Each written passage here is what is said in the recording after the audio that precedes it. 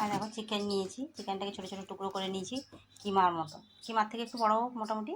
তো এই সাইজটা টুকরো করে নিয়েছি, নুন মাখিয়ে নিয়েছি। তো এটাকে কড়াই ভেজে নেব। মাংসটা ভাজতে দিচ্ছি, দেখো ভালো করে ভেজে নেবো। তো আজকে মাংসের একটা নতুন জিনিস বানাচ্ছি, তোমরা খেতে কিনে জানি না, আমি একটা আমার এটা নতুন বানাচ্ছি। তো এটাকে ভেজে নেবো। এদিকে দেখো বাটিতে নিয়েছি পেঁয়াজ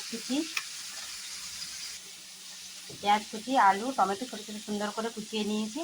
এর সঙ্গে দেবো একটু রসুন বাটা, দিয়েছি 1 চামচ। দেবো একটু শুকনো লঙ্কার বাটা, মেন যেটা জিনিস দিয়েছি সর্ষে বাটা, সাদা সর্ষের বাটা, তো আমি আজকে করবো মাংসের বাটি চচ্চড়ি। শুনে হয়তো অনেকে হাসছো, হেসে লাভ নেই, একবার বানিয়ে দেখো। আর দিয়েছি টক দই,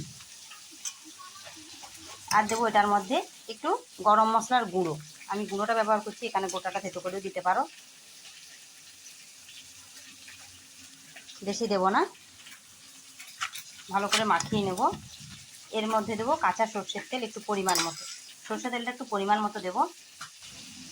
দেখো জল দিয়ে দিয়েছি, জল দিয়ে একটু নুনও দিয়েছি, নুনটা দিয়েছি তোমাদেরকে দেখানো হয়নি।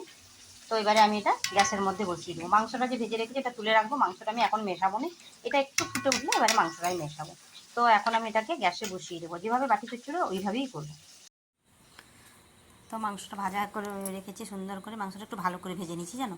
কিন্তু এটা আমি বারবার বলছি, যদি কেউ মাংস না ভাজো কোনো অসুবিধে নেই, ওটাকে মাংসটাকে ভালো করে নুন মাখিয়ে রেখে দিতে হবে। তারপরে ভালো করে নিগড়ে, জলটা নিগড়ে এখানে মাংসটা কিন্তু ব্যবহার করতে হবে। তো আমি এখানে ভেজেই নিয়েছি, তোমরা না ভাজলেও পারো, কোনো অসুবিধে হবে না, যেরকম কাঁচা মাছ রান্না করা হয়। তো যাই হোক, যখন তরকারিটা ফুটে আসবে এর মধ্যে আমি মাংসটা দেবো। এবারে তরকারিটা দেখো অনেকটাই শুকনো হয়ে এসছে, অনেকটা ঝোল ঝোল আছে। তো আলুগুলো বেশ সেদ্ধ হয়ে গেছে। আমি যেহেতু এখানে ভাজা মাংসটা দিচ্ছি ওই কারণে অনেকটা লেটে দিচ্ছি।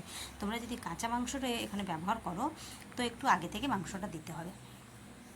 তো আমার ভাজা মাংসটাই বেশি ভালো লাগে। তো তখন দেখো শুকনো হয়ে গেছে আর বেশ সুন্দর, মানে একবারে বাটি চচ্চড়ি যেরকম হয় ওই রকম হয়েছে। তবে এখানে যদি ধনেপাতা দেওয়া হয় টেস্টটা আরও দুগুণ বেড়ে যায়। তো আমার ধনেপাতা নেই বলে আমি ধনেপাতা দিইনি, তোমরা ধনেপাতাটা ব্যবহার করো, দেখবে খেতে আরও ভালো লাগবে। দেখো টমেটোর গোটা গোটা আছে, সুন্দর লাগছে খেতে। এটার সঙ্গে গরম ভাত হলে না আর কিচ্ছু লাগবে না, একবার অন্তত করে দেখো খেতে কেমন লাগে। এটা মাছের বাটি চচ্চড়ি যেরকম তার থেকেও বেশি টেস্টি। মানে যারা মাংস খায় না, অল্প মাংসে অনেক সময় কি হয়, মাংস বেশি থাকে না, অল্প মাংস আছে এবং বাচ্চাও বায়না ধরেছে খাবে, তো এটা যদি বানিয়ে দেওয়া হয় বাচ্চারাও খেয়ে নেবে, খুব সুন্দর লাগবে খেতে।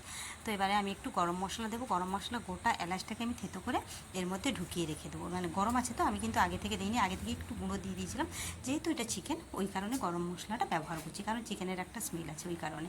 তো এখানে লাস্টে গরম মশলা যে আমি দিলাম ওটা তোমরা নাও দিতে পারো, আমি একটু এলাচ আর দারচিনি থেতো করে ওর মধ্যে মাখিয়ে রেখে দিয়েছি, আর ফুটাইনি কিন্তু। তো এটার মধ্যে স্মেলটা ঠিক মিশে যাবে।